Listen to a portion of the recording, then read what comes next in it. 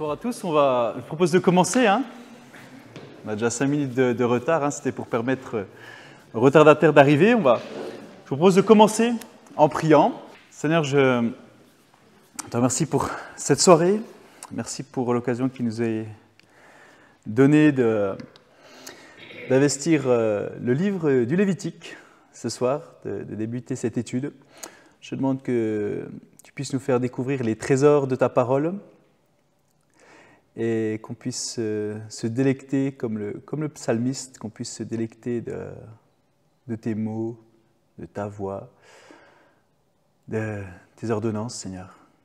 Qu'on puisse faire de ce que tu veux nous dire ce soir à travers le livre du Lévitique, qu'on puisse faire de tout cela encore nos délices, Seigneur.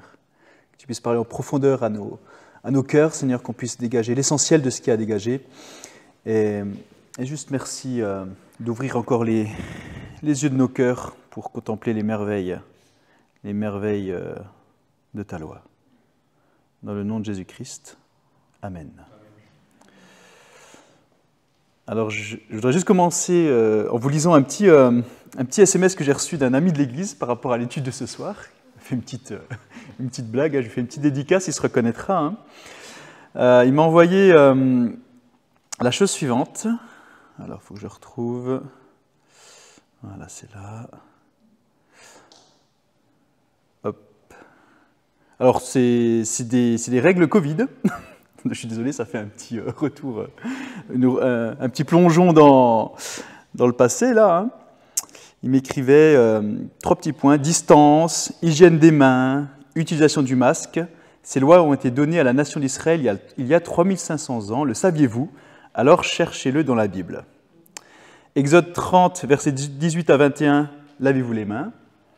Lévitique 13, versets 4, 5 et 46, si vous présentez des symptômes, gardez vos distances, couvrez-vous la bouche, évitez tout contact. Lévitique chapitre 13, versets 4 et 5, toute personne affectée doit rester en quarantaine pendant 7 jours, 14 jours. Voilà. Voilà. Donc, c'était une petite anecdote amusante qui m'a envoyé là il y a 1 heure avant de démarrer l'étude du Lévitique. Et c'est vrai que le livre du Lévitique, quand on regarde comme ça, à première vue, on se dit, oula, il y a beaucoup de choses très réglementaires et ça rend un peu frileux son étude. Honnêtement, si on demandait à la plupart des gens quel est leur livre préféré de la Bible, je pense que très peu diraient le Lévitique. Il y a quelqu'un dans cette salle pour qui le Lévitique c'est son livre préféré? Bon, vous me rassurez sur mes statistiques. Il est probablement très peu souligné, très peu bariolé de couleurs dans vos Bibles. Vous n'avez peut-être jamais assisté à un séminaire pour les hommes ou pour les femmes sur le sujet du Lévitique. Enfin, je ne pense pas. Vous vous réfugiez peut-être très peu dans le Lévitique pour trouver du réconfort, trouver du courage, de la force.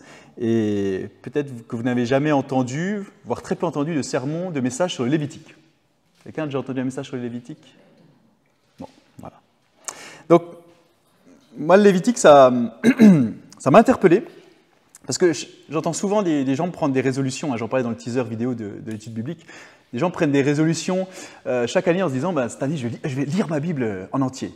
Et donc, on lit la Genèse. Puis la Genèse, c'est le récit de la création, c'est l'histoire de cet homme, Abraham, qui est envoyé, qui va devenir source de bénédiction pour toutes les nations de la terre. C'est l'histoire de comment le peuple d'Israël, il émerge, le peuple choisi par Dieu. Puis après, vous avez Exode, comment le peuple d'Israël s'enfuit de l'esclavage d'Égypte, comment il est délivré plutôt de l'esclavage du Pharaon. Ça, c'est le livre d'Exode.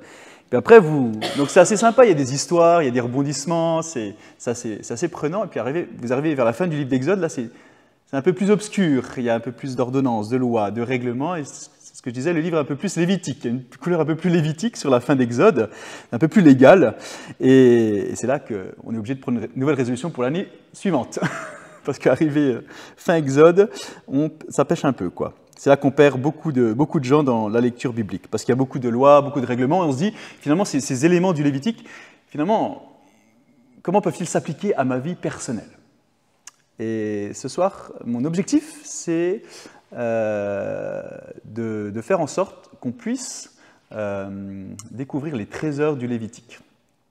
Alors, Je ne sais pas si vous le saviez, le livre du Lévitique, c'est le premier livre que les enfants hébreux étudient.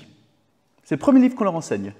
Les érudits disent qu'en fait, on procède de cette manière parce qu'ils considèrent que les enfants sont plus purs que les adultes. Il y a une forme d'innocence, il y a une forme de confiance aveugle, d'un peu d'incrédulité. Ils sont considérés comme plus purs que les adultes, et c'est pour ça qu'on commence à leur enseigner le livre du Lévitique, pour leur enseigner la pureté de l'adoration du Dieu de la Bible. C'est comme ça qu'on procède chez les Juifs, par exemple. Voilà. Encore maintenant. Et c'est de l'adoration pure dans le livre du Lévitique. Voilà. Alors, le livre du Lévitique, il contient des passages très connus. Tu aimeras ton prochain comme toi-même. C'est quelque chose que la majorité d'entre vous connaissez. Alors, c'est quelque chose que Jésus cite, mais il cite le Lévitique. Quand il cite ce passage, il y a encore d'autres passages, mais on n'a pas le temps ce soir d'aller dans tous les passages. Mais finalement, on prête aussi peu d'attention au Lévitique parce qu'on se dit, finalement, tout ça, c'est du passé, quoi. C'est une histoire de sacrifice, de rites, d'ordonnances. Et puis en plus, le temple, il a été détruit en 70 après Jésus-Christ par les Romains. Voilà. Pourquoi ces sacrifices, pourquoi ces règlements? Je pourrais y trouver quelque chose pour ma vie personnelle. Qu'est-ce que j'y gagne à lire le Lévitique, quoi? C'est une question qu'on se pose toujours et c'est une question légitime. Et bien, je dirais la chose suivante. Effectivement, quand on lit le Lévitique, on n'a pas une sensation immédiate de bien-être, comme on pourrait avoir quand on lit les psaumes, quand on lit les évangiles. Il faut creuser un peu plus profondément pour en tirer quelque chose. Et c'est ce qu'on veut commencer ce soir. Mais je dirais d'emblée que quand Timothée dit dans 2 Timothée 3, versets 16 à 17, il dit la chose suivante: toute écriture est inspirée de Dieu et utile pour enseigner, pour convaincre, pour corriger, pour instruire dans la justice, afin que l'homme de Dieu soit accompli et propre à toute bonne œuvre. Toutes les Écritures, c'est-à-dire, ce n'est pas toutes les Écritures sauf le Lévitique, c'est toutes les Écritures, donc ça inclut également le livre du Lévitique. Dans Romains 15, verset 4, l'apôtre Paul a dit « Or, tout ce qui a été consigné autrefois dans l'Écriture l'a été pour nous instruire, afin que la patience et l'encouragement qu'apporte l'Écriture produisent en nous l'espérance. » Et le Lévitique rentre dans ce cadre. Alors pourquoi Lévitique? Pourquoi étudier le livre du Lévitique? Parce que le livre du Lévitique, il va nous ouvrir la porte d'autres livres du Nouveau Testament. On ne peut pas comprendre certains passages des évangiles, quand Jésus parle de la vie au temple, quand il parle des sacrifices à son époque, sans comprendre le système sacrificiel et cultuel du Lévitique. Le Lévitique, je pense que c'est un livre quand même qui est incontournable si on veut comprendre certains passages du Nouveau Testament. Comprendre aussi que Dieu il veut envahir notre espace. Toute notre vie quotidienne, Dieu, ce n'est pas que le dimanche, c'est dans le quotidien de la semaine, une expérience quotidienne, donc il veut impacter notre vie de prière, notre vie de culte, notre vie sexuelle, c'est quelque chose de global. Dieu veut être impliqué par sa présence, par sa plénitude dans tous les aspects de notre vie, et c'est des choses qui transparaissent dans le livre du Lévitique. Et l'autre chose aussi, pourquoi le Lévitique, je pense que, je le disais encore dans le teaser, mais je le répète ce soir, il y a beaucoup de cultes dans nos églises protestantes évangéliques qui sont superficiels ou qui peuvent devenir superficiels si on n'y prend pas garde. Et l'objectif de l'étude du Lévitique, c'est de reposer les bases de l'adoration, mais vraiment les bases bibliques de l'adoration. Le Lévitique soulignera également la sainteté de Dieu, la nécessité pour nous pécheurs d'avoir quelqu'un qui paye à notre place pour nos péchés, l'importance d'être capable de distinguer ce qui est bon de ce qui est mal dans notre vie quotidienne avec Dieu pour être toujours plus façonné à l'image du Christ. Voilà pourquoi le Lévitique. Alors un petit mot sur la géographie du livre. Dans ce livre, personne ne bouge. L'action se situe toujours au même endroit. Le livre, il s'ouvre et il se termine au même endroit qu'il a commencé. On est au même endroit en Exode 19. Voilà, on est au même endroit qu'en Exode 19. On ne bouge pas. Donc les enfants d'Israël, je vous remets le contexte, ils fuient l'Égypte, ils arrivent au mont Sinaï.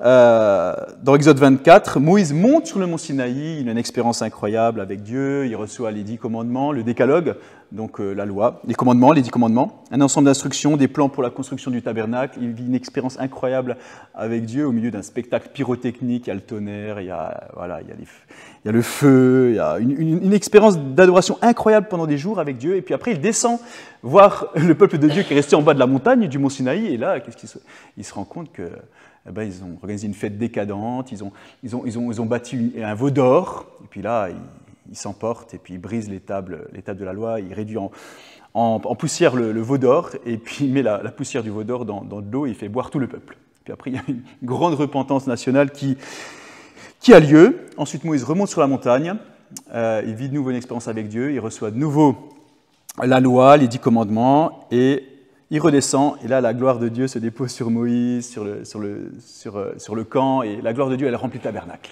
Voilà, on est là pour donner quelques éléments de contexte dans lequel on se trouve. Donc, voilà, on est au pied du mont Sinaï.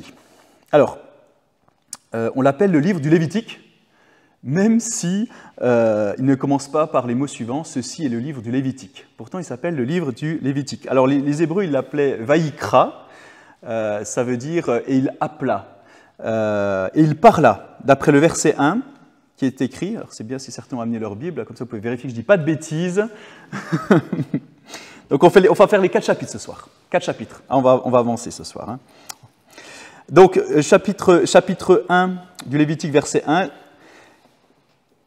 L'Éternel appela Moïse de la tente d'assignation, il lui parla et dit. Et il parla, Vaïkra en hébreu. Ou il appela.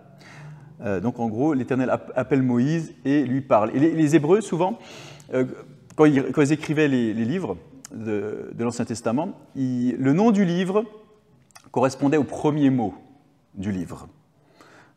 Donc c'est pour ça que le livre de Lévitique, il s'appelait Vaïkra. Mais au fil du temps, le nom a changé. Il y a 2000 ans, à l'époque de Jésus, ce livre s'appelait Torah de Kohanim, ça signifie la loi du prêtre. Voilà. Ensuite, il y a la version 70, qui est la traduction grecque de l'Ancien Testament. Elle a utilisé le terme grec Lévitikon ou Lévitikon, d'où le nom Lévitique. Alors c'est très ironique qu'on utilise le nom de Lévitique, parce que le nom Lévitique, il est employé, il est issu du terme lévite, qui est employé juste 3 fois dans le livre, et c'est au chapitre 25. Voilà. Mais ce livre, il s'appelle le livre du Lévitique surtout parce que en fait, il fait référence au système cultuel d'Israël, qui est à l'origine géré par la tribu de Lévi, les Lévites. Voilà, donc c'est pour ça qu'il s'appelle le livre du Lévitique. Voilà. Donc les premiers chapitres traitent des offrandes, des sacrifices. On va voir que le culte d'Israël il s'articule autour de 5 sacrifices principaux. Donc on a l'Holocauste, premier chapitre. Après, on va détailler, hein, je vous donne juste les 5. L'Holocauste, c'est le premier chapitre. Ensuite, on a l'offrande de céréales, le deuxième chapitre. Le troisième chapitre, on a le sacrifice de paix. Ensuite, le quatrième, le sacrifice pour le péché. Et le 5e chapitre, c'est le sacrifice de réparation. Voilà. Donc, ces 5 sacrifices, c'était les moyens principaux par lesquels les Israélites s'approchaient de Dieu. Oui, parce qu'à l'époque, on ne s'approchait pas de Dieu comme ça, n'importe comment. Il y avait une sorte de protocole, un peu comme devant quand vous arrivez devant j'allais dire la reine d'Angleterre, mais elle n'est plus là, mais on va dire le roi Charles. Vous arrivez devant le roi Charles, vous n'arrivez pas n'importe comment. Il y a un protocole, il y a des révérences, il y a tout, voilà, des choses on ne peut pas arriver comme ça. Et ben, c'était un peu comme ça à l'époque. Voilà. Donc c'était les moyens par lesquels le peuple s'approchait de Dieu, dans le désert à travers le tabernacle, puis à travers le temple, et ces choses ont perduré jusqu'à la destruction du temple, comme je disais, en 70 après Jésus-Christ par les Romains. Et depuis que le temple a été détruit en 70 après Jésus-Christ, les Juifs ils prient pour que le temple soit rebâti, que les sacrifices reprennent, et surtout pour que le Messie revienne. Donc ça c'est quelque chose qui est en cours, hein. Et ils espèrent que tout ça va se rétablir bientôt. C'est pour vous donner un peu la pensée aussi la pensée juive là, actuelle. Donc on commence au verset 1 du chapitre 1. Donc le premier sacrifice, c'est l'Holocauste. Il est écrit, verset 1 à 3. L'Éternel appela Moïse de la tente d'assignation, il lui parla et dit « Parle aux enfants d'Israël, et dis-leur, lorsque quelqu'un d'entre vous fera une offrande à l'Éternel, il offrira du bétail, du gros ou du menu bétail. Si son offrande est un holocauste de gros bétail, il offrira un mâle sans défaut. Il offrira à l'entrée de la tente d'assignation devant l'Éternel pour obtenir sa faveur. Donc, premier sacrifice, première offrande, c'est l'Holocauste. En hébreu, c'est Ola, le Ola. Ça signifie ce qui monte. Et dans ce cas, c'est ce qui part en fumée plutôt. Et avec cette première offrande, l'Holocauste, on va voir que finalement, tout part en fumée, tout est entièrement consumé, tout est entièrement brûlé, tout est réduit en cendres, à l'exception d'une chose, c'est la peau de l'animal. Et je vous dirai après pourquoi. La peau, elle est préservée et donnée aux Lévites ou aux prêtres, comme une compensation, comme un honoraire de leur service pour le sacrifice. Voilà. Donc, au niveau des 5 offrandes principales, on va voir qu'il y a une partie qui va être consumée, il y a une partie qui va pouvoir être donnée aux prêtres, il y a une partie où les gens pourront la ramener chez eux, etc. Donc voilà, il y a différents sacrifices, mais on ne va pas passer trop de temps là-dedans, parce que moi, ce qui m'intéresse, c'est qu'est-ce qu'on peut en retirer, quoi. Et il y a des choses qui se répètent, donc j'essaie de faire vraiment quelque chose de synthétique en recoupant les choses. Donc voici les différentes options qui s'offrent à vous, si vous voulez faire un holocauste, dans le chapitre 1. Vous pouvez apporter une vache, vous pouvez apporter un taureau, vous pouvez apporter un mouton, une chèvre, des tourterelles, des pigeons. Pourquoi on différencie les animaux? Parce que c'était principalement pour des raisons financières. Ceux qui avaient plus de moyens pouvaient prendre du gros bétail, et ceux qui avaient vraiment très peu de moyens pouvaient aller jusqu'à prendre un pigeon. Hein. Ça dépendait si vous étiez très riche, très pauvre ou intermédiaire, quoi. Donc toutes les options sont données pour les sacrifices, mais également ce qui est donné également, c'est la prescription sur la façon de les offrir. Voilà, verset 3, si ton offrande est un holocauste de gros bétail, c'est-à-dire un bœuf, un taureau, qu'il offre un mâle sans défaut. Donc, c'est dit, quand tu veux faire un sacrifice, une offrande à Dieu, tu donnes le meilleur. Tu donnes le meilleur. L'animal devait être en bonne santé. Pas de pattes cassées, pas de pattes en moins, pas malade. On donne le meilleur. Et la raison pour laquelle, à votre avis, pourquoi Dieu dit un animal sans défaut? Pourquoi, à votre avis? C'est l'image de Jésus. Ouais. Ouais. Et ouais, exactement. Ça fait penser également au sacrifice de Jésus. Le Jésus sans péché, exactement. Mais aussi parce que il y avait cette idée de Dieu, il connaît notre tendance humaine à pas donner le meilleur de nous-mêmes. Et des fois, on donne le deuxième meilleur, ou alors le pire, parfois. Hein, ça, c'est notre tendance humaine. C'est je vous donne un peu une idée. En gros, on va trouver quelque chose qu'on n'utilise plus trop et puis on va le donner. Tiens, ce vieux mug bleu cassé, on s'en sert pas, qu'est-ce qu'on peut en faire? Ah bon, on va le donner à l'église. Un exemple, hein, un exemple. Mais voilà.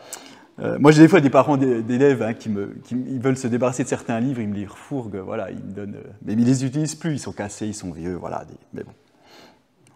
Voilà. C'est pour illustrer un peu l'idée que, voilà. Des fois, on a du mal à donner le meilleur. Donc, on nous dit, voilà. Donc ça nous dit quoi faire, nous donner le meilleur au niveau du sacrifice pour l'Holocauste. Donc dans le livre de Malachie, chapitre 1, verset 8, on a le prophète Malachie qui dénonce les adorateurs d'Israël qui avaient à la base adopté ce concept de donner le meilleur pour l'Holocauste, mais qui s'en étaient éloignés au fil du temps. Il leur dit, quand vous offrez en sacrifice une bête aveugle, n'est-ce pas mal? Quand vous en offrez une boiteuse ou infirme, n'est-ce pas mal? Offre-la donc à ton gouverneur. Te recevra-t-il bien? Te fera-t-il le bon accueil? Dit l'Éternel des armées. Une offrande, c'est le meilleur. Quand on offre quelque chose à Dieu, c'est le meilleur. Ça, c'est peut-être la première chose qu'on peut tirer du Lévitique. Quand on veut donner quelque chose à Dieu, pour Dieu, c'est le meilleur. Une offrande, c'est fait pour être sans défaut. Alors, avec l'Holocauste, comme j'ai mentionné, la peau, elle était donnée aux prêtres, parce qu'avec ça, ils pouvaient faire des objets en cuir, comme par exemple des lanières, des sandales, des ceintures. Hein. Ça faisait partie de leur rémunération, hein, ou d'autres choses. Hein. Ensuite, on continue, verset 4. Donc ça, c'est la façon de procéder pour l'Holocauste du chapitre 1. Alors, voilà, donc on offre un mâle sans défaut, et puis tu poseras ta main sur la tête de l'Holocauste, qui sera agréé de l'Éternel pour lui servir d'expiation. Il égorgera le veau devant l'Éternel, et les sacrificateurs fils d'Aaron offriront le sang et le répandront tout autour sur l'autel qui est à l'entrée de la tente d'assignation. Il dépouillera l'Holocauste et le coupera en morceaux. Les fils du sacrificateur Aaron mettront du feu sur l'autel, arrangeront du bois sur le feu. Les sacrificateurs fils d'Aaron poseront les morceaux, la tête, la graisse sur le bois mis au feu sur l'autel. Il lavera avec de l'eau les entrailles et les jambes, et le sacrificateur brûlera le tout sur l'autel. C'est un holocauste, un sacrifice consumé par le feu, d'une agréable odeur à l'Éternel. Alors, on commence à voir que c'est vraiment quelque chose de très sanglant, le sacrifice. En fait, le mot sang, il apparaît 88 fois dans le livre du Lévitique. Et vraiment, l'un des thèmes du Lévitique, c'est de montrer toute l'horreur du péché. Toute l'horreur du péché. La nature horrible du péché, ce que fait le péché. Le péché, ça fait un sacré gâchis. Soit ça tue, soit il va vous tuer, soit vous devez avoir quelque chose qui sera tué à votre place. C'est un peu l'idée, quand même. Quelque chose qui sera tué à votre place, en votre nom, une expiation par substitution. La notion de sang, elle est souvent présente dans le livre du Lévitique. Vous savez pourquoi, Ça préfigure aussi Jésus, la nuit immolée. Donc, l'horreur du péché, mais en même temps, on verra toute la grâce de Dieu à travers ce sacrifice. Toute la grâce de Dieu, c'est l'idée du temps du Lévitique, c'est pouvoir s'approcher de Dieu par le sacrifice. Par le sacrifice, Dieu est prêt à nous pardonner, Dieu est prêt à rétablir la communication, Dieu est prêt à rétablir toujours la relation, mais ça coûte. Alors au verset 10, il est question d'apporter un mouton ou une chèvre, même condition, je ne répète pas, il y a des choses qui se répètent. Puis au verset 14, si ton offrande à l'Éternel est un holocauste d'oiseaux, il offrira des tourterelles de jeunes pigeons. Le sacrificateur sacrifiera l'oiseau sur l'autel, il lui ouvrira la tête avec l'ongle et la brûlera sur l'autel, son sang sera versé sur le côté de l'autel. Alors certains de vous sont peut-être mal à l'aise, disent on est à une étude biblique ou on est à quelque chose d'autre. C'est un peu violent, On est bien une étude biblique, c'est bien la Bible dont on parle. Il s'agit d'un holocauste, un sacrifice consumé par le feu d'une agréable odeur à l'Éternel. Ça semble tellement étrange pour nous, tellement loin. On reçoit notre viande au supermarché dans un emballage, je veux dire c'est pesé, il y a le poids, c'est emballé, on nous dit ce que c'est comme viande, c'est coupé, c'est haché. Voilà. Je pense que l'idée de la vue, du son, des odeurs d'un abattoir, ça dérangerait peut-être la plupart d'entre nous. Alors, à moins que vous n'ayez été élevé à la ferme, je pense que certains sont plus familiers que d'autres par rapport à ça. Mais sinon, c'est quelque chose peut-être d'un peu flippant pour certains et qu'on ne comprend pas trop, pour des gens non familiers avec le concept. Mais à cette époque, il faut dire quand même que les gens ils vivaient beaucoup plus près de la vie, de la mort. C'était des choses qu'ils côtoyaient beaucoup plus que de nos jours, quoi. Mais c'était pour eux vraiment, bien que ce soit étranger pour nous, bien que ce soit compliqué à comprendre, c'était pour eux vraiment un acte d'adoration, cet holocauste. Donc voilà, il y a quelque chose vraiment observé dans la manière dont ce type d'adoration est mené. C'est pas l'adorateur, il était à fond, il ne se contentait pas de regarder le prêtre faire le sacrifice, là les bras croisés, et attendre que ça se passe. Non. Il était engagé, il était impliqué, il participait pleinement, était pleinement participant de deux façons. Alors première façon, ça lui coûte quelque chose. Ça lui coûte quelque chose. C'est coûteux. L'adoration, elle doit coûter quelque chose. Il y a cette idée du pincement. On doit ressentir le pincement, que ce soit en termes, par exemple, de dons financiers, de temps ou alors de talent. C'est quelque chose qui coûte. Et il faut le dire, parce que c'est dit dans le Lévitique, ça coûte quelque chose de prendre quelque chose du troupeau, à l'époque. Même un oiseau, il fallait faire des efforts. Même si c'est un tout petit peu, ça coûte quelque chose. L'adoration, ça coûte quelque chose. Vous savez, il y a toujours une histoire qui me parle beaucoup, c'est David, à un moment donné, il va acheter une aire de battage de grains, qui est devenue plus tard la cour du temple, où le temple a été construit. Il a acheté un homme nommé Arauna, et il lui a dit, écoute, Arauna, je vais acheter ton aire de battage, quoi. C'était au sommet du mont Moria, et Arauna a dit, bon, écoute, t'es le roi, je veux dire, je te la donne, gratuit, prends-la, il n'y a pas de souci, quoi, tu n'as pas à l'acheter. Et David dit, non, je vais payer. Et l'autre lui répond, non mais c'est pour le Seigneur, tu peux l'avoir, je te la donne, cette aire de battage, quoi. Tu peux l'avoir. Et David dit, la chose suivante, je cite, « Je n'offrirai pas à l'Éternel mon Dieu des holocaustes qui ne me coûteraient rien. » Ça coûte l'adoration. Il veut donner de l'argent pour cela, David, il veut en ressentir les effets, quoi. Il a cette notion que l'adoration, ça coûte. Ok, première chose, ça coûte, donc ça t'implique, vraiment. Deuxièmement, c'est personnel. C'est vraiment personnel. L'adorateur est impliqué personnellement dans l'adoration, dans le sacrifice d'Holocauste. Tu faisais vraiment partie de l'affaire, quoi. Au verset 4 et 5, c'est marqué « Ta main se posait sur la tête de l'animal, tu saisissais le couteau et tu tranchais la gorge de l'animal, le saignant de son sang. » Vous faisiez partie de cette affaire. C'était coûteux et c'était personnel. Alors, quel rapport a ce sacrifice avec nous aujourd'hui ?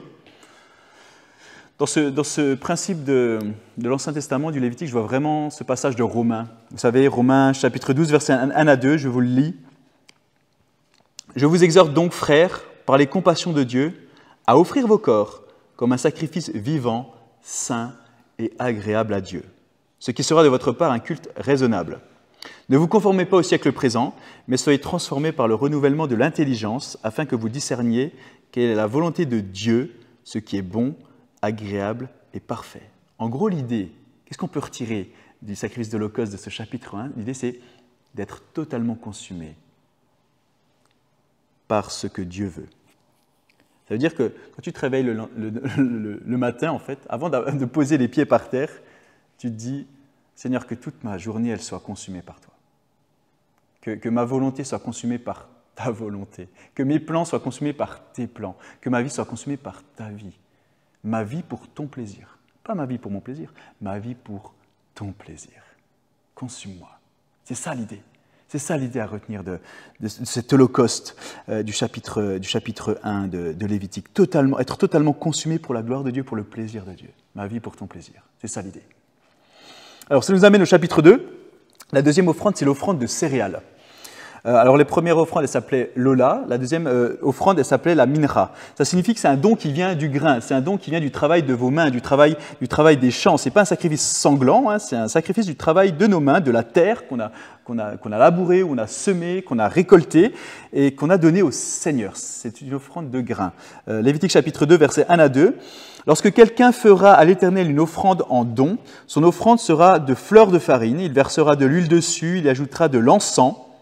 Il apportera au sacrificateur, fils d'Aaron, le sacrificateur prendra une poignée de cette fleur de farine arrosée d'huile avec tout l'encens, il brûlera cela sur l'autel comme souvenir.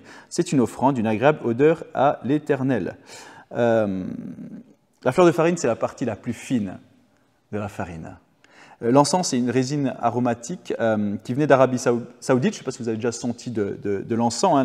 L'encens a une odeur très, très boisée, un peu comme d'huile de cyprès. Hein. C'est très agréable comme odeur. Et ils mettaient cet encens avec de la fleur de farine et de l'huile ensemble. Et on prenait une poignée, on jetait au feu pour le sacrifice. Et après, on gardait le reste de l'offrande de céréales, le reste de l'huile, de l'encens et puis... la fleur de farine, c'était pour Aaron et ses fils, les sacrificateurs. Voilà, ils pouvaient prendre pour utiliser pour eux-mêmes comme compensation. Alors, au verset 4, il y a les instructions pour l'offrande de céréales.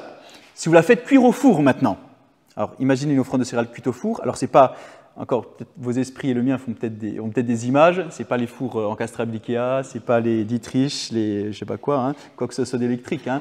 D'accord, le four à l'époque, c'était un cylindre d'argile qui était chauffé. Il y avait des charbons, hein. En bas, la pâte était placée sur les côtés du cylindre et ça faisait un pain assez merveilleux. Vous prenez ça avec de l'huile d'olive, c'est super.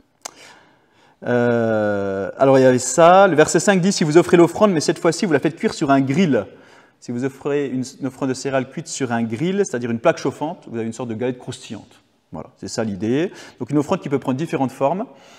Voilà, le pain au four, la galette croustillante. Et au verset 7, si votre offrande est une offrande de gâteau cuite dans une poêle couverte, quand vous faites ça, le résultat est différent de quelque chose qui est cuit au grill. Ça a donné plus une sorte de crêpe, une grosse crêpe, une sorte de pancakes, quoi. Voilà. Donc en gros, quand vous faites une offrande du grain, soit vous apportez, soit ce sera des grosses crêpes épaisses, des gros pancakes, voilà, des galettes croustillantes. Vous pouvez aussi apporter de l'huile, de la fleur de farine, de l'encens, voilà. Voilà, on va vite, hein, je ne vais pas rentrer dans le détail parce que je n'ai pas envie de perdre du temps avec des détails. On va à l'essentiel. Verset 11. Aucune des offrandes que vous présenterez à l'Éternel ne sera faite avec du levain. Ça, c'est la suite. Vous ne brûlerez rien qui contienne du levain ou du miel parmi les offrandes consumées par le feu devant l'Éternel. Vous pourrez en offrir à l'Éternel comme offrande des prémices, c'est-à-dire les premiers fruits des récoltes. Hein. Je n'ai pas le temps de m'attarder sur ça, on continue, mais j'en reparlerai plus tard. Mais il n'en sera point présenté sur l'autel comme offrande d'une agréable odeur. Et tu mettras du sel sur toutes tes offrandes, tu ne laisseras point ton offrande manquer de sel, signe de l'alliance de ton Dieu. Sur toutes tes offrandes, tu mettras du sel. Tout d'abord, première chose, le levain interdit. Étrange. Le levain, la levure, le levain, c'est quelque chose qui fait fermenter le pain, hein, mais comme la fermentation a lieu, la dégradation elle a lieu également. La corruption a lieu, on va dire, la corruption du pain. Une fois que vous mettez du levain dans le pain, de la levure, le pain il commence à pourrir en fait. Donc le levain, c'est comme une forme de corruption selon la Bible, ou une forme de péché dans la Bible. On le découvre quand la loi de la Pâque va être donnée. Hein. Et par exemple, il est dit, vous devez fouiller la maison avant la Pâque pour vous débarrasser de tout le levain. Voilà, il fallait vraiment mener un travail là de nettoyage du levain de la maison, carrément. C'était une fête complètement sans levain, la fête de la Pâque. Ce n'est pas le cas de toutes les fêtes. Hein. La fête des prémices, par exemple, on pouvait faire avec du levain. Hein. Ça, il n'y a pas de souci. Mais à Pâques, tout le levain était retiré de la maison. Donc le levain, symbole de péché, symbole de corruption, symbole de dégradation selon la Bible. C'est important à savoir. Parce que quand vous arrivez au Nouveau Testament, Jésus dit à ses disciples la chose suivante, « Gardez-vous du levain des pharisiens ».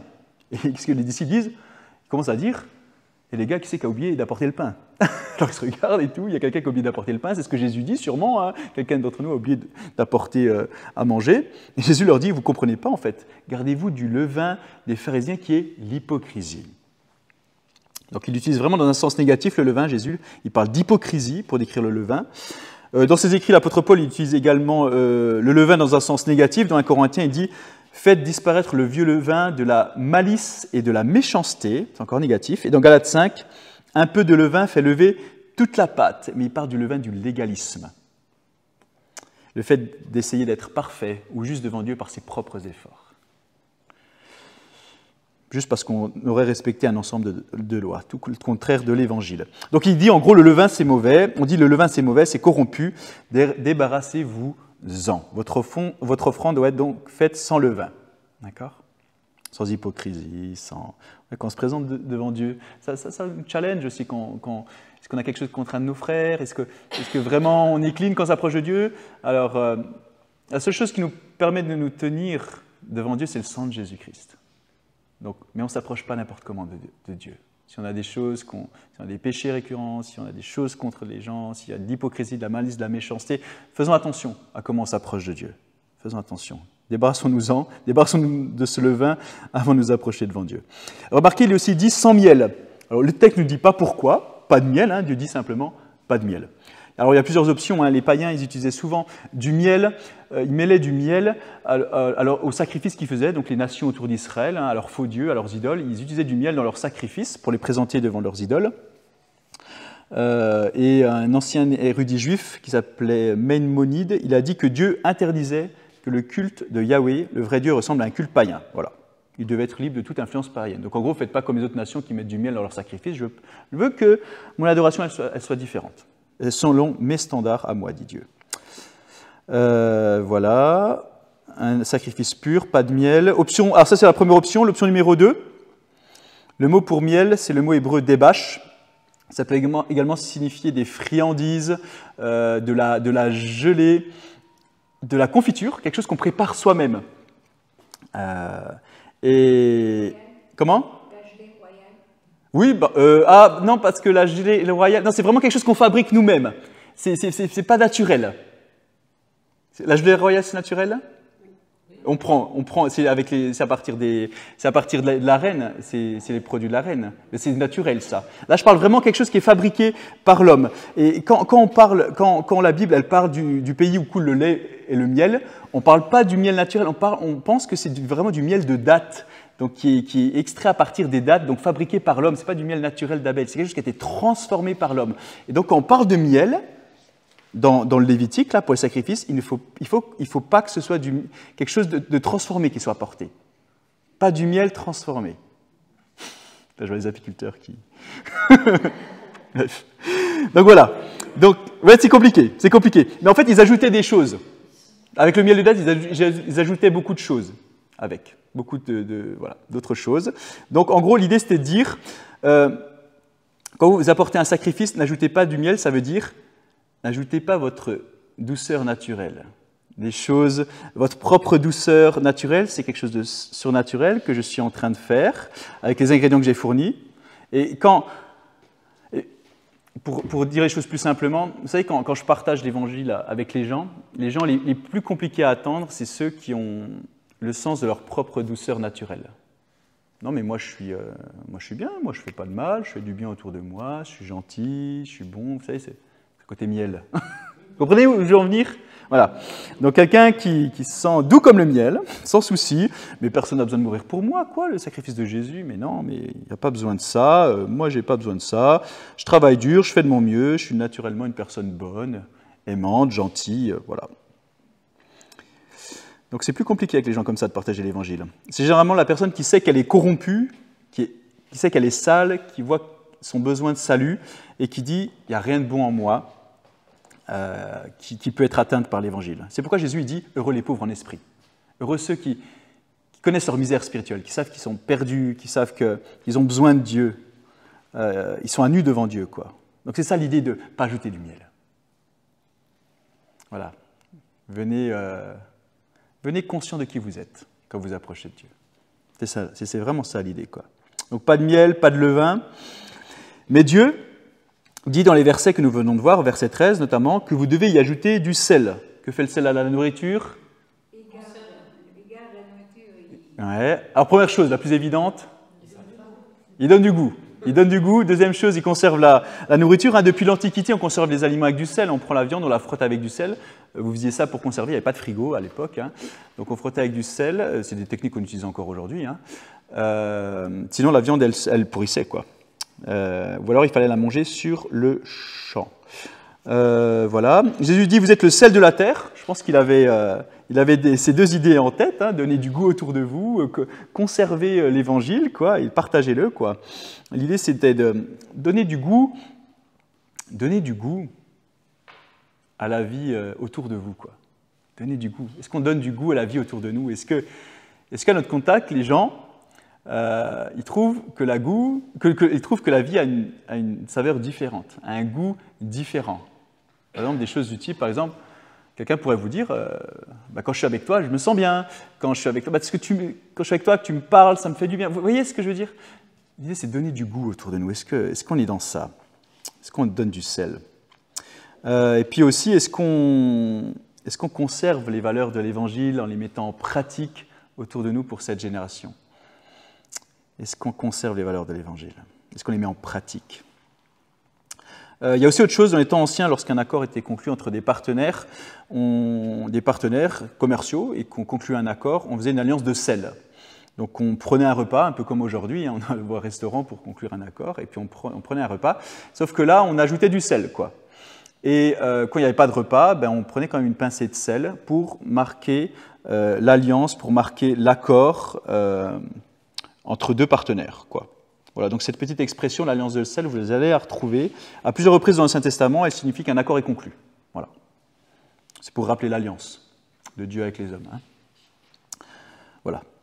Ça évoque vraiment l'alliance formelle d'approche de Dieu, d'une relation avec Dieu, entre Dieu et son peuple. C'est vraiment cette marque du Dieu de la rencontre avec son peuple. Alors, qu'est-ce qu'une offrande de céréales a à voir avec moi personnellement, aujourd'hui au XXIe siècle? Que dois-je en retirer? Simplement ceci, c'est que tout ce que j'ai appartient à Dieu. Tout ce que j'ai. Tout ce que Dieu m'a donné, tout ce qui vient de mon propre travail, de ma labeur, que ce soit le travail au champ ou le travail derrière un ordinateur, tout ce que je fais en travail appartient à Dieu. Je suis simplement un intendant des bénédictions que Dieu met entre mes mains, en fait. Voilà. Dieu a béni le travail de mes mains, je suis en communion avec lui, et donc je lui offre une partie de ce travail en retour. C'est l'idée. Alors, l'offrande. Donc, premièrement, chapitre 1, le sang est versé, j'ai accès à Dieu. La deuxième offrande, ça bénit le travail de mes mains. Et puis, chapitre 3, on a le sacrifice d'action de grâce. Oui, on va vite ce soir. Lorsque l'offrande, c'est un sacrifice d'action de grâce, c'est Sevan Shelami en hébreu, verset 1 à 4. Lorsque quelqu'un offrira à l'Éternel un sacrifice d'action de grâce, s'il offre du gros bétail, mâle ou femelle, il offrira sans défaut. Voilà, on retrouve les choses. Il posera sa main sur la tête de la victime, qu'il égorgera à l'entrée de la tente d'assignation. Les sacrificateurs, fils d'Aaron, répandront le sang sur l'autel tout autour. De ce sacrifice d'action de grâce, il offrira en sacrifice consumé par le feu devant l'Éternel, la graisse qui couvre les entrailles, toute celle qui est attachée, les deux rognons, la graisse qui les entoure, qui couvre les flancs, le grand lobe du foie, qu'il détachera près des rognons. J'ai pas le temps de faire l'anatomie ce soir. Oui. Du grand bétail, mâle ou femelle? Mâle ou femelle? Oui, alors justement, pour certains sacrifices c'est mâle, pour certains sacrifices c'est femelle, et pour certains c'est indistinctement. Dieu ne fait pas de différence en matière de genre. On ne nous dit pas pourquoi, mais on nous dit juste quoi faire. Voilà. Mais la Bible nous dit pas pourquoi. Voilà. Dieu ne fait pas distinction de genre, ça dépend des sacrifices. Voilà, on ne va pas faire d'anatomie animale avec les rognons, tout ça, ce soir. Les fils d'Aaron brûleront cela sur l'autel, verset 5, par-dessus l'holocauste qui sera sur le bois mis au feu. C'est un sacrifice consumé par le feu, d'une agréable odeur à l'Éternel. L'idée de l'offrande de paix, ou du Zevan Shelami, ou d'action de grâce, ça signifie le sacrifice qui apporte la paix, ou mieux encore, qui apporte le bien-être. C'est un sacrifice qui apporte le bien-être. Et cette offrande, elle est différente parce que le résultat de cette offrande, c'est que vous allez avoir la possibilité d'avoir un repas avec vos proches, avec vos amis. C'est ce qui différencie des deux premières offrandes, du chapitre 1 et du chapitre 2. Dans les deux premières, tout était finalement... la première, tout était consumé, sauf la peau qui allait au prêtre. Dans la deuxième, il y avait une partie qui était jetée sur l'autel. Vous savez l'histoire de la farine là, avec l'huile et puis l'encens, et puis l'autre partie revenait au prêtre. Et puis ce sacrifice d'action de grâce, sacrifice de paix pour le bien-être du troisième chapitre, là il est en trois parties. Une partie qui est consumée, une partie qui revient au prêtre, la poitrine et la cuisse droite, ça on voit dans Lévitique 7 plus tard le détail, et puis vous emportez une partie ou le reste chez vous, pour le partager avec vos amis, votre famille. Vous faites une grande fête de célébration, célébrant la paix de Dieu, la bonté de Dieu, la fidélité de Dieu. Vous êtes reconnaissant pour la relation que vous avez avec Dieu et puis le bien-être qu'il vous apporte. C'est un peu l'idée de ce sacrifice, l'idée que Dieu a béni votre famille et vous êtes reconnaissant pour ça. C'est un peu ça l'idée à l'époque. Donc descendez au verset 9. De ce sacrifice d'action de grâce, il offrira en sacrifice consumé par le feu devant l'Éternel la graisse, la queue entière, qu'il séparera près de l'échine, la graisse qui couvre les entrailles, toute celle qui est attachée, les deux rognons, la graisse qui les entoure, qui couvre les flancs, le grand lobe du foie, qu'il détachera près des rognons. Le sacrificateur brûlera cela sur l'autel. C'est l'aliment d'un sacrifice consumé par le feu devant l'Éternel. Donc on a toutes les entrailles, toutes les parties qui sont mentionnées. On ne va pas aller dans le détail. Elles sont entièrement brûlées et consommées sur l'autel. Alors nous, on est des citadins, donc on ne comprend peut-être pas tout, enfin pour la plupart, pas pour tous. On ne comprend pas toujours cette histoire. Par exemple, on parle de la queue. Pourquoi on brûle la queue, quoi, la queue de l'animal, là. Alors, il y a c'est une histoire de queue de mouton. Voilà, que je vais vous partager ce soir. Alors, au Moyen-Orient, il y a un phénomène qui existe encore aujourd'hui. Il existe une espèce de mouton qui s'appelle le mouton oriental, à queue large, rempli de graisse. Voilà. Alors jusqu'à 5 à 10 kg, la queue pouvait peser jusqu'à 5 à 10 kg de graisse. C'était le poids de la queue seule, donc elle stockait l'excès de graisse corporelle, et il y avait elles étaient si grosses que l'historien antique, Hérodote, nous dit que les anciens fabriquaient des petits engins avec des roulettes pour faire tenir la queue, pour que le mouton puisse se déplacer sans risque de briser la queue remplie de graisse. Et c'était vraiment un mets de choix, quoi. Si vous allez en Israël, vous pouvez commander de la queue de mouton, voilà, pour 20 €. Vous pouvez avoir un plat de queue de mouton, donc si ça vous intéresse, vous allez en Israël. Hein. Et c'est très bon. Ça m'est très délicat. Et puis en gros, Dieu dit, ce mets délicat, vous le fichez au feu, c'est pour moi. Voilà. Vous le brûlez devant moi, c'est pour moi, c'est pour mon offrande, mon sacrifice. Voilà. Donc c'est vraiment cette idée de donner le meilleur, toujours. Vous voyez Alors ça, c'est une offrande de paix. Quel est le mot hébreu pour la paix ? Shalom, voilà, c'est le mot utilisé ici, shalom. Si vous allez à Jérusalem, vous dites bonjour à quelqu'un, vous dites shalom. Si vous dites au revoir, vous dites shalom. C'est voilà, que la paix soit avec toi. Ça signifie la paix, mais ça signifie bien plus, ça signifie le bien-être. Ça va jusqu'au bien-être. Au bien-être. Un sentiment de bien-être, de satisfaction. Voilà, l'idée de savoir que je suis dans une relation avec Dieu et que Dieu me bénit, que Dieu est fidèle.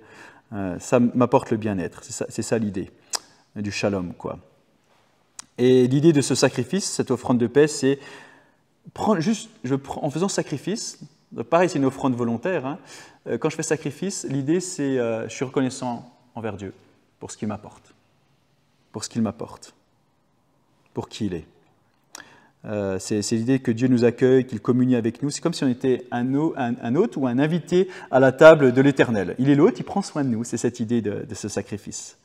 Alors verset 17, c'est ici une loi perpétuelle pour vos descendants, dans tous les lieux où vous habiterez, vous ne mangerez ni graisse ni sang, plus de boudin noir. non, vous n'êtes plus sous la loi, rassurez-vous. Dans le Nouveau Testament, le livre des Actes, lorsque le Conseil de Jérusalem, il était en train de statuer sur les nouveaux chrétiens qui n'étaient pas d'origine juive, qui risquaient de perturber un peu les chrétiens d'origine juive, parce qu'ils n'avaient pas les mêmes pratiques, les mêmes rites, et il disait la chose suivante, en gros, accablons pas trop ces nouveaux chrétiens qui sont pas d'origine juive, de plein de lois, de règlements, disons-leur juste de s'abstenir en Acte 15-20, de s'abstenir des souillures des idoles, de l'impudicité, des animaux étouffés et du sang. Voilà, pour ne pas forcer des Juifs qui avaient ce commandement de ne manger ni graisse ni sang. Alors la raison pour laquelle ils ne doivent pas manger le sang, la clé, elle sera déverrouillée dans Lévitique 17, où le Seigneur dit « Car l'âme de la chair est dans le sang ». Ça veut dire la vie est dans le sang. Vous ne devez pas le manger, vous ne devez pas le boire. Alors les témoins de Jéhovah ont fait tout un plat avec ça, qui n'autorise pas leurs membres qui sont témoins de Jéhovah. Même si un enfant est en train de mourir, pas de transfusion sanguine, quoi. Pas de transfusion sanguine. S'ils ont besoin de sang pour une opération, pas de transfusion. Parce que, à cause de ce système de croyance, de cette interprétation erronée de ce texte du Lévitique dans lequel il ne faut pas manger le sang parce que dans le sang il y a la vie et voilà cette idée cette idée chez eux de tout ce que vous mangez ça finit par devenir une partie de vous, c'est très très répandu chez les témoins de Jéhovah et ça fait beaucoup de dégâts. On a entendu des choses horribles, des petits bébés, des petits enfants qui mouraient comme ça parce qu'ils n'avaient pas reçu de transfusion sanguine, pas autorisés à la recevoir, quoi. Donc c'est vraiment une interprétation très erronée du texte, très très erronée. Alors qu'est-ce que cette offrande elle a à voir avec nous, cette offrande de paix, d'action de grâce? Comment est-ce qu'on pourrait l'appliquer personnellement? Eh bien, ce serait être vraiment dans la reconnaissance pour la bonté de Dieu, être plus célébrant dans la bonté de Dieu. Moi, j'aime bien l'idée d'organiser une fête, non pas parce que c'est Noël, mais organiser une fête parce qu'on veut célébrer Dieu. Un repas parce qu'on veut célébrer les bontés de Dieu et la fidélité de Dieu envers nous. Je crois que c'est un peu l'idée des repas des dimanches plus qu'on peut avoir aussi, c'est célébrer cette idée de la bonté de Dieu, de la fidélité de Dieu. Et peut-être le dimanche de la fête des moissons aussi, cette idée de, voilà, Dieu nous bénit, Dieu prend soin de nous et on veut prendre le temps de le célébrer, quoi. Est-ce que vous avez déjà fait un dimanche, vous avez invité vos voisins, vos amis en disant on va faire un repas pour célébrer la bonté de Dieu? Et vous l'envoyez tous à l'invitation, et vous faites ça. Ce serait merveilleux. Excuse-moi. Oui. On est toujours dans la troisième, toujours chapitre 3. Et on arrive, justement, magnifique transition, on arrive maintenant au chapitre 4. L'Éternel parla à Moïse, disant, c'est ici le sacrifice pour le péché. Parlez aux enfants d'Israël et dites, lorsque quelqu'un aura péché involontairement, en commettant l'une quelconque des choses qui sont interdites par les commandements de l'Éternel, voici comment on procédera. Si c'est le prêtre qui a reçu l'onction, qui a péché, et qui par là même a chargé le peuple de culpabilité, il offrira à l'Éternel, pour le péché qu'il aura commis, un jeune taureau sans défaut, en sacrifice pour le péché. Il amènera le taureau à l'entrée de la tente de la rencontre devant l'Éternel, il posera sa main sur la tête du taureau, l'égorgera devant l'Éternel. Le prêtre qui a reçu l'onction prendra du sang de la victime et l'apportera dans la tente de la rencontre. Il trempera son doigt dans le sang, on aspergera 7 fois le voile du sanctuaire devant l'Éternel. Je n'ai pas le temps de faire les plans du tabernacle, on n'a pas le temps ce soir. Puis il appliquera de ce sang sur les cornes de l'autel, des parfums aromatiques devant l'Éternel dans la tente de la rencontre. Il reprendra tout le reste du sang du taureau sur le socle de l'autel des holocaustes situé à l'entrée de la tente de la rencontre. Alors cette quatrième offrande, cette offrande pour le péché, en hébreu c'est le terme rata. Et rata, c'est le mot péché qui signifie rater la cible. En gros, Dieu place une cible et vous ne l'avez pas atteinte. C'est un peu ça l'idée du péché, qu'on le sache ou non. Voilà, dans ce cas-là, on parle d'un péché involontaire, quelque chose qu'on fait dont on n'a pas conscience, dont on a conscience plus tard, quoi. Voilà, la Bible nous dit on a tous péché, on est tous privés de la gloire de Dieu, on a tous raté la cible volontairement ou involontairement. Pour donner une image de rater la cible, peut-être certains se rappellent de la Coupe du Monde de 2006 avec l'Italie, où Zidane met un coup de boule à Materazzi, donc voilà, il rate volontairement la cible, donc il fait pratiquement perdre l'équipe de France, on va dire. Et puis vous avez au tir au but David Trezeguet qui involontairement fracasse la barre transversale avec son tir au but. Donc voilà, involontairement, il rate la cible, on va dire. C'est pour vous faire essayer de donner une image du fait de rater la cible. Donc Dieu dit parfois, intentionnellement, on rate la cible, on pêche intentionnellement, c'est le péché de commission, et parfois, involontairement, on pêche par omission. Des fois, on ne sait même pas qu'on avait fait quelque chose de mal, mais après, quand on en prend conscience, voilà, il faut agir. Donc là, il y a plusieurs groupes qui sont énumérés quant aux sacrifices qui sont faits pour qui. Si vous êtes grand prêtre, vous faites ceci. Si vous êtes un dirigeant, vous faites ceci. Si vous êtes un individu, vous faites ceci. Si vous êtes une congrégation, vous faites ceci, en gros, si vous avez péché involontairement. Voilà, on ne va pas aller dans les détails non plus. Voilà, l'idée c'est vraiment, voilà, on fait quelque chose de mal involontairement, on se sent vraiment coupable. Par exemple, on envoie un SMS en conduisant et on renverse quelqu'un, voilà. On n'a pas fait volontairement. Alors on aurait pu mettre des garde-fous, mais c'est involontaire, ça reste involontaire, quoi. Et donc l'idée c'est de dire, Dieu, quand on pêche involontairement, il a prévu quelque chose au cas où on pêche involontairement, au cas où on rate le but involontairement. Et voici comment on doit gérer.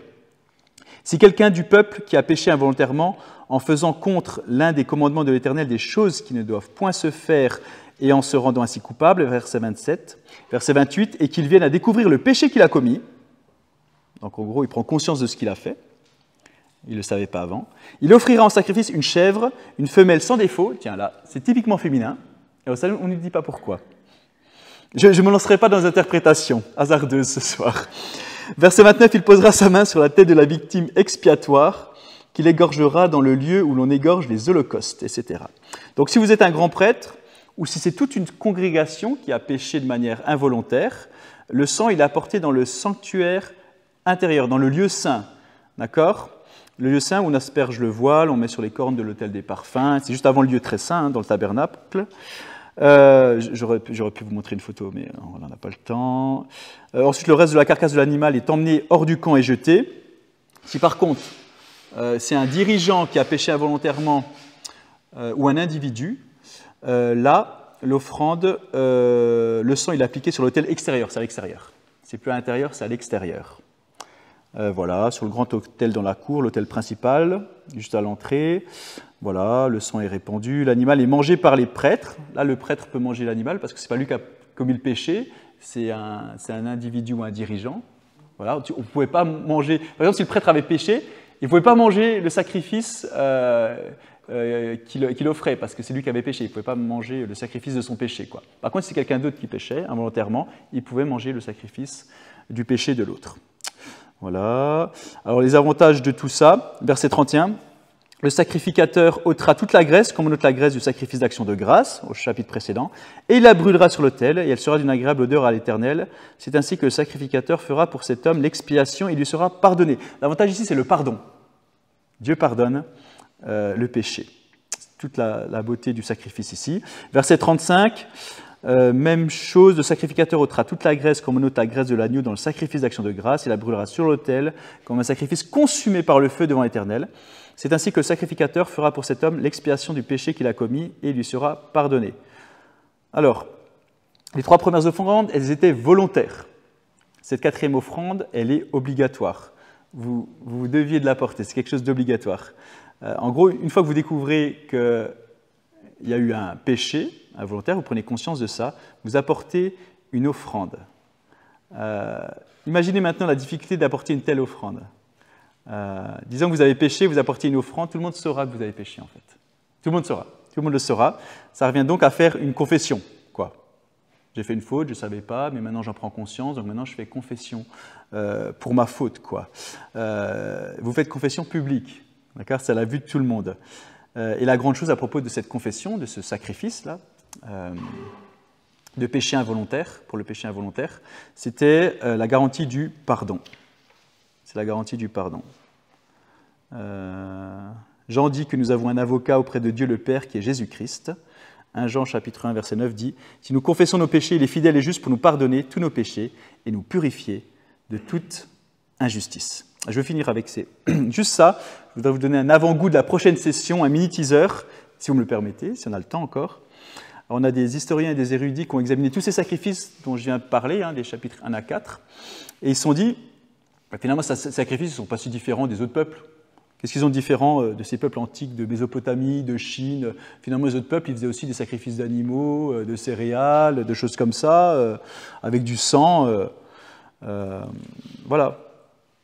Donc ces soi-disant spécialistes, ils ont considéré les sacrifices du peuple de Dieu comme finalement une simple forme primitive de culte commune, comme tous les autres sacrifices mondains qui entouraient le peuple d'Israël. Les Hébreux, à l'époque, pourquoi ce qu'ils viennent de dire n'est pas exact? Qu'est-ce qui rend les sacrifices du peuple de Dieu, du peuple d'Israël, différents de tous les autres sacrifices autour d'eux? Je vous le dirai la prochaine fois, quand nous nous réunirons. Ok, je vous propose de finir en priant, puis après, s'il y a des questions... Oui, j'ai une question. Ah, oui. Le verset 13 du chapitre 4, si c'est toute l'assemblée d'Israël qui a péché involontairement, si on pêche à tous en même temps, là, pas ensemble, qu'est-ce qui se passe? Alors, ça, c'est dans un cas... Je vais juste arrêter là... Je vais laisser, ça peut être intéressant. Là, c'était dans le cadre du Lévitique. Donc, on était vraiment sous les lois divines à l'époque du Lévitique, dans un cadre particulier, dans un standard particulier donné par Dieu. Moi, je pense que si toute l'Assemblée elle pêche collectivement, je pense qu'il faut reconnaître collectivement notre erreur devant Dieu. Hein. Ça, après, faut prendre le temps de discuter et d'écouter les arguments des uns des autres, et puis tous ensemble trouver un chemin de repentance qui convienne à chaque partie, ouais. Mais le temps se prend dans la discussion, quoi, et dans l'écoute de chacun. Ouais. D'autres questions? Est-ce que ça répond à la question? Ouais. Est-ce qu'il y a d'autres questions par rapport à nos 4 premiers chapitres du Lévitique? J'espère ne pas avoir été trop dans les détails pompeux des sacrifices, et essayer de j'espère que j'ai pu vous faire tirer quelques éléments quand même pour la vie quotidienne. C'était un peu ça l'idée, quoi. Pas de questions? Il reste 3 questions possibles. Si, moi, j'ai Ah. le verset 5 du premier chapitre. Ouais. Une expression, enfin, je ne sais pas comment c'est traduit dans les autres. Mm-hmm. Pour obtenir sa faveur. Alors. Non, c'est pas le verset 5. Non, non, ça. C'est où? C'est dans le verset 4, le 3. Alors, Lévitique. Il offrira l'entrée d'attente de la rencontre devant l'Éternel Ah oui. pour obtenir sa faveur. Est-ce qu'un sacrifice peut nous faire obtenir la faveur de Dieu? Ça me chipote, ça. Ça, c'est dans les autres religions. Ouais. Après, voilà, c'est dans le contexte du Lévitique. Hein. Pour s'approcher de Dieu à l'époque, il fallait certains sacrifices. Et l'idée du sacrifice du chapitre 1, le sacrifice de l'Holocauste, c'était cette idée de pouvoir s'approcher de Dieu avec cette offrande. Et ça, c'était une offrande qui était agréable par Dieu. On s'approchait par les sacrifices à l'époque, en fait. C'est l'expression pour obtenir sa faveur. C'était probablement un acte de foi aussi pour eux. Bien sûr, oui, bien sûr. Après, c'est dit que c'était... Il n'y a pas que la bestiole, quoi. Ouais. Et puis c'est dit que c'était un sacrifice qui était agréable à Dieu. Dieu, il voyait vraiment son adoration du temps du Lévitique comme de cette manière, quoi. Vraiment. Et après, il faudrait voir le terme hébreu qui a pour obtenir sa faveur aussi. Hein. Il faudrait regarder le terme hébreu, là, je ne l'ai pas là. Regarde ceux qui frappent les yeux, l'Éternel regarde. Exactement.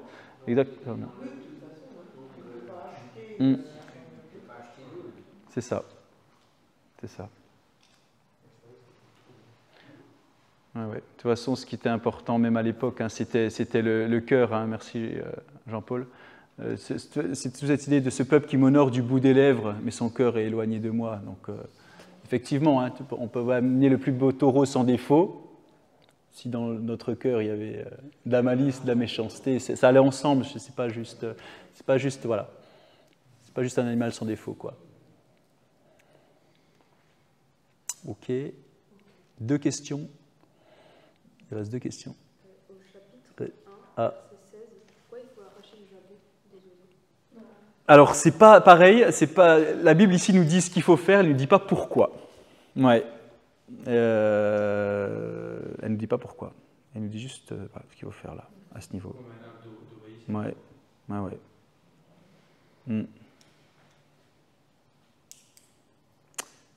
Une dernière question?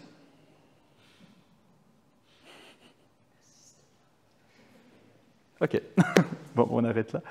Je vais juste fermer la... Non, je vais prier, puis après, je fermerai après. Est-ce que quelqu'un veut terminer en priant? Ce serait bien. C'est vrai qu'aujourd'hui, nous y voyons plus clair au travers du sacrifice de Jésus.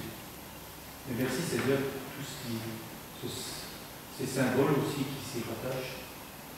Nous te sommes reconnaissants parce que en Jésus, nous avons la certitude qu'il a prévu à notre place et que son sang nous a purifiés de nos péchés.